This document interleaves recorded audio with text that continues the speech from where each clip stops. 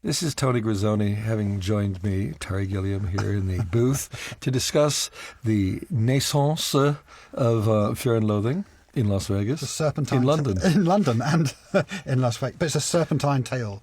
No, there's a little flashback. It started 4 or 5 years before. There was a screenplay called The Lives of the Saints, which, ironically, Alex Cox was going to direct. And then it fell through. And had you written that one? I had.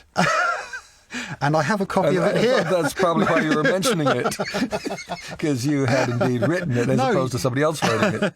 Then you read it, and you sent a message saying, "Oh, this is quite an interesting one." And so I sent a message back saying, "Well, you can direct it." And you said, "No, but are you interested in the Minotaur and Theseus?" And I said, "I could be." And it went on, and then finally we were working on the Minotaur script. Right. And then you went away to Italy, and I was doing some sort of finishing touch of this. And while you were away, I saw in a magazine Alex Cox due to direct Fear and Loathing Las Vegas. And so you immediately threw away the Minotaur script you were working on with me and called Alex Cox. I said, "Alex, get me out of this now." And I thought as much. I said, quick. So I said to him, "Listen, Alex, I know this book, and I know how to fix it," which is what screenwriters say, isn't it, about novels? Anyway, he said no, he was doing it all himself or with his wife or something. And that was it, so no go. And then you returned from Italy and you said, I know what I'm going to do next. I'm going to do Fear and Loathing in Las Vegas. And I said, "You can't. Alex Cox is doing it." And comic pause. Not anymore. He jumped or was pushed. I'm never sure what happened there. Alex and I, it turned out that we had huge creative differences about the script and the way that he saw doing the movie. And I also found him very difficult to work with, not inclusive, not collaborative. I mean, he really went in there and he managed to make Hunter angry about certain things in the script. And then, you know, one of the main things was the wave speech, and having the fact that he'd cobbled it together with the Tim Leary speech. And we kept saying, you know, we really want the wave speech to stand on its own, and it's very important. He goes, they're both the same. We said, well, but they're not the same, you know. And then Johnny and Benicio talked to him privately and really asked him to change some of these things. And they really tried to work with him on it. And he said, "All right, I'll go away for a week and I come back with a rewrite. And if you don't like it, then it's creative differences and I'll leave." And, you know, all he had to do was change a few things and he could have been making the movie, because at that point there wasn't any reason besides my feelings about it. But I mean, in terms of just working together, he came back after a week and he gave the rewrite and he didn't change anything. So, you know, at that point, it was like, okay, well, then we obviously all have creative differences. See you later, you know. And then, you know, what I had Johnny and I had Benicio and I had Johnny for a certain amount of time, and I had no director now. And now I had to find a director that Johnny approved of. It wasn't just me finding a director. So I was working with Johnny's agent, Tracy Jacobs, and going through lists and lists and lists, and like, no, not that one, no, this one. And the funny thing is, about 10 years earlier, I had sent Fear and Loathing to Terry Gilliam. And I have a fax that he sent me from that period of time, which says, "Thank you very much for sending me Fear and Loathing. I'm sorry, I'm busy doing something else, and I don't have time to do it, and I can't do it." And I stuck that up on my bulletin board when Terry came on the movie, because literally it was like 10 years later, there he is. Terry, I think, really wanted to work with Johnny, and he'd known about the material. He's good friends with Ralph Steadman, so he'd known about it for a long time. And he had another movie that was supposed to happen, The Defective Detective, and it didn't happen. And so he was available, and next thing you know, he's doing it. Correct. And I said I'd be involved if I could rewrite it. And so we sat down and decided to write it as fast as we possibly could, partly to lift the weight of responsibilities from our shoulders, because in the past all the versions that had been written had obviously worked very hard at trying to solve the inherent problems of turning the book into a film, which we decided to ignore. No, there's something else as well. You made a rule right up front, which is I think you looked at some versions of the script that have been done in the past, and you reckoned that whenever people tried to do Hunter S. Thompson, they always failed, and it really is always best to go for the real thing. And, one of the things is, let's not write anything, which is a great way to start writing a screenplay. Let's not write anything here at all. Let's just cut it up. Let's chop it up. Let's sort of collage the whole thing together. And I think that was, I think it changed after a bit, but that was a great start. But like the shooting itself, where the writing was approach it in a Gonzo way. Just go for it. Don't sit and think and double think and rethink. Just go, put it on the page. And we rushed through it. 8 days we put this whole thing together. Came away at the end of it saying, yeah, we've done it. We went our separate ways. We both read it. We both telephoned each other and said, it's crap, isn't it? And then it was 2 more days of serious work. Two more serious days of work, yeah. And then we thought we had cracked it. But it kept changing as we went along always. There was always additions and... Yeah, it was fun. But there was another thing, though, we did do about the sort of shape of the overall thing, which is that the book does become more and more picaresque as it goes through. And in fact, he invents this thing in the last chapters where the editor makes an appearance, and he says the editor says, I've made no attempt to order any of these reports from Duke now, which is kind of excuse just to let it run on. And so we did try and give it some sort of form, some sort of shape. That adrenochrome became the key, is that it was the drug that pushed things right over the limit. Sure. And then that was Gonzo's final vanishing act, leaving Duke in a world that had been completely turned inside out, upside down, filled up, flooded. It was after the deluge. When you're working like this, it may be, I don't know if it was Hunter's form, but certainly the book inspired that kind of thinking, which then allows us to at least pretend to ourselves we've created a form and a structure that holds it together. I mean, we did go for pushing things to the limit. I mean, to see how far we could go. Again, it's like, the film is like the book is like, the whole thing is like pushing everything to beyond the limit to see where the limit is, because you don't know where the limit is until you've gone beyond it, frankly. And we may have gone beyond it. I don't know. Should we move on to having written the film, having shot the film, and feeling pretty smug that we've pulled something off? It's time for the last act when posters are printed. And because I'm down both as writer and director, the Writers Guild of America, which you and I are both members of, demands that it goes to arbitration. Because you are a production executive, Terry. That's what I'm referred to as a director, because they don't refer to directors as directors. They are production executives. You thought they were the enemy, didn't you? All those years. But I found out I'm the enemy. And so we had to submit our script to arbitration. Now, what was interesting is that I thought when I came on board the film, that we had formed a new production company to make the film. But in fact, that hadn't happened, because had it happened, we may not have got into the mess that we got into. But it was the same production company that had been in existence when Alex and Todd wrote their script. So their script is sent in to the Writers Guild, and our script is sent into the Writers Guild for arbitration by 3 wise and unknown persons.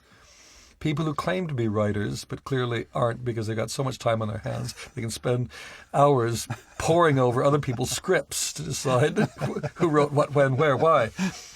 Well, the rules of the Writers Guild are such that if you're a production executive, or director, as some people are called, you have to have written substantially more than 60% of the script. And that goes for your co-writer as well, who's tarred by the same brush. However, if you're not a production executive or a friend of one, you can write only 33% of the script and get credit. And then there's the second problem, which is it's an adaptation. And with an adaptation, the first writers can lay claim to characters, lines of dialogue, action, locations, all of these things. And they claim them. No one else can claim them. That's after right. that. And they, who gets there first to pull out the scenes from the book, all those elements that are stolen from the book, if they're there first, they get credit for that. And those that follow, the people that follow, and use the same scenes, because you have to use the same scenes, because that's what the book is demanding, and you have to use the dialogue, because that's what's in the book, you don't get any points. The first ones to steal get the points. The ones that follow are ignored. And after some time, was it a month or so, Yeah. you get a phone call from a lady at the Writers Guild, a very nice lady, who's incredibly embarrassed, because she has to tell me that we didn't write the script. The script was written by Alex Cox and Todd Davis, who wrote the script that we made the film of, even though their script bears little resemblance to the film we made. A strange situation, but those are the rules. The Writers Guild had decided that Alex Cox and Todd Davies should get sole credit, which made no sense to us because the very issue of the script was one of the issues that we had creative differences on with Alex. We put that script aside. Benicio and I had written the Gonzo papers, which was all the notes of how we wanted the script to be. We gave that to Terry. I had already done several other scripts using the same material, which were not being used. And none of those people said, no, I should be the one. And then Terry and Tony went and did their version, the version that we ultimately used in the movie. I mean, when you're doing an adaptation, they're all going to be relatively similar. But we really had creative differences over Alex's script, so we really put that script aside. So then we now are in a situation where another one of the rules we discovered was you can't appeal these decisions. This star chamber, this court that you don't know who they are, you do not get a chance to appeal. So we're in a real sticky position. And we found a lawyer, actually, who had been through these experiences before, because this has been going on for some time, and an awful lot of the top writers are very angry with the situation, because it's constantly, the arbitrations are always a bit bizarre. And he advises in a few matters, but Tony and I then have to sit down, and we probably spent longer on justifying why we deserve credit. We did. We spent much, much longer on justifying why we should have the credit than we did on the screenplay. If there's anything that could be worse, it was this. And you find you're in the most absurd situation where a strange, petty bureaucracy is dictating things. And I think the worst thing is to know that as a director, writer, you're treated, and your friends who work with you, treated as second-class citizens.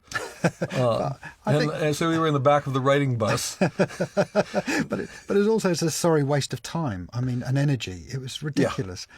I think it shows real sort of, a sad disrespect for a screenplay even, because they're really saying that one screenplay is like another screenplay is like another screenplay. I mean, it's nonsense. The only way we were able to reopen the case was by the simple fact that Leila Nabulsi, the producer, had been involved in about 4 or 5 scripts previous to Alex and Todd's script. And so they were allowed to be submitted, not as a contest of the arbitration, but as, new evidence has come forward.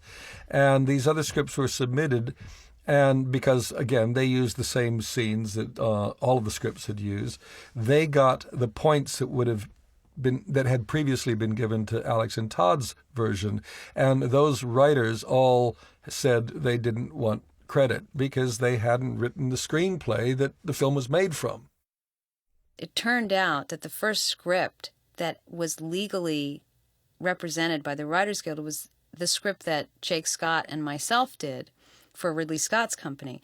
The other scripts before that, and there were several that I commissioned, they weren't under Writers Guild and they weren't really paid for it, or they did them just to do them. So it turned out in the end that was the first script. So I thought that, well, why don't we just go ahead with that, because that would probably knock off Alex Cox and Todd Davies.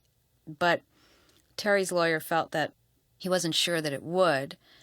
And so basically I was asked to waive my credit, which, frankly, the reason that I did it was I had a director who was supposedly editing the movie and was being driven mad by the Writers Guild, and I wanted it to be over, and I didn't want to have any problems, and I wanted him to concentrate on the editing. So I said yes, but looking back on it, I should have said no. I wouldn't waive my credit, but it's okay. Also, the funny thing is that it's an adaptation, and basically every scene that's in the movie is in the book, and nobody ever wrote scenes that weren't in the book. It's a very odd thing to judge because, yes, you can put them in different order. You can put one scene here instead of there. There was not one word of made-up dialogue that anybody ever wrote. It was all in the book. I think in the end, to be quite honest, that the final credit was a political decision. It was an embarrassing situation. I think the Writers Guild realized they'd made a big mistake. And, I mean, we were quite angry that Alex and Todd did get any credit. But in the end, we got first position, and it's all over. And we were so exhausted by that point. It didn't matter anymore. Yeah. And the ruling had never actually happened before, where writers who had received no credit based on the first arbitration were not only given credit, but given first position credit. That's right. Wow, what a victory. And I think when we wrote our statement that we proved beyond reasonable doubt that 95% of the material was either directly from the book or we had invented it. And what you saw there was very different from what Alex and Todd had written. Yeah, the slant of everything was totally different. The structure was different. Everything, even the amount of voiceover and the choices we made on that they were all totally, totally different. It's very interesting how you can have the same scene in a screenplay and yet the scene having a different meaning, a different angle than what was in a previous screenplay. Because it's the relationship of scenes that counts and the path that the characters are following. And that depends on the order of the scenes. I found the whole experience really, really painful. It was ugly. And I couldn't quite understand why Alex and Todd were so convinced that they deserved credit, especially in the light of the fact that there had been so many previous scripts. It's a bizarre situation, but I do think the Writers Guild are at the most ridiculous. The fact that, if we had proved that we had only written 60% of the screenplay, we still wouldn't have gotten the credit. Alex and Todd, if they were seen to have written 33%, would have gotten the credit, and we would have had no credit at all. But the bizarreness was the simple act of having created a new production company to make the film. There would only have been one script then in that production company's history, and there wouldn't have been any arbitration. No. But that's what a nonsense the whole thing is. Yeah, sure. The wonderful thing about the Writers Guild is how close they pay attention to what's going on. Because I publicly burnt my Writers Guild card in the tradition of the late 60s, rather than my draft card, which I never had. I burnt my Writers Guild card, and they still send me bills for not paid dues.